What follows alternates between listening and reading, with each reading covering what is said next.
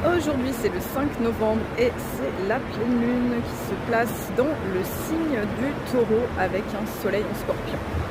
Alors on est au paroxysme de ce cycle qui a commencé avec l'énergie de la balance le 21 octobre et là on est à l'apogée avec l'énergie du scorpion qui demande de transformer, de transmuter, d'aller vraiment dans cette alchimie intérieure, et le taureau, pleine lune en taureau, donc en plus elle est chez elle, elle est dans le domaine de Vénus.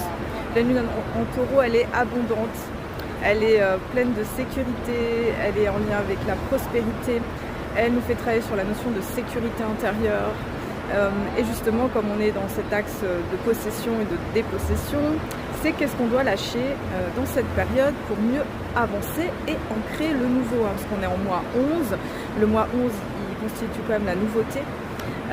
Donc cette pleine lune elle nous fait un petit peu l'état des lieux de là où on en est et qu'est-ce qu'on doit acter comme changement. Ben oui, on a passé cette période de Samhain du 1er novembre, cette fête des ancêtres. Comment on peut justement aller dans cette nouvelle énergie et mourir à l'ancien en honorant en fait ce que nos ancêtres ont pu vivre, parce qu'effectivement des fois par fidélité ou par loyauté on peut se retrouver à perdurer certaines histoires.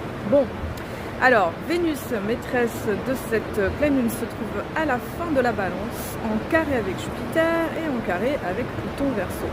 Donc on est dans une Vénus qui apprécie la relation, ça c'est sûr, en étant dans la balance, qui cherche l'harmonie. Mais avec Jupiter, il peut y avoir un petit peu une difficulté à trouver cette harmonie. Ça va demander de concilier la vie intérieure et l'aspect extérieur. Et avec Pluton, ça demande de remettre en question des vieux schémas.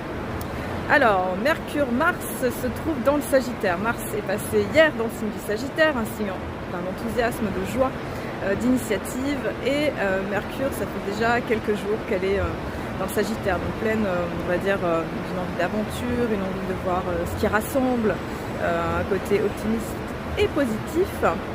Et donc il y a cette opposition de Mars avec Uranus qui peut créer des événements un petit peu brusques, un peu challengeants. Voilà, donc ça va demander de rester calme, d'amener le changement en étant organisé et structuré aussi. Voilà, pour les scorpions, je voulais vous annoncer pour votre révolution solaire. Si vous êtes intéressé, eh bien voilà, 20% pour vous. Et puis aussi vous parler des thèmes de famille, si vous êtes intéressé, parce qu'on est dans la période justement où on honore les liens familiaux, eh bien je fais 30% sur les thèmes familiaux, comparaison de thèmes entre parents, enfants, voilà.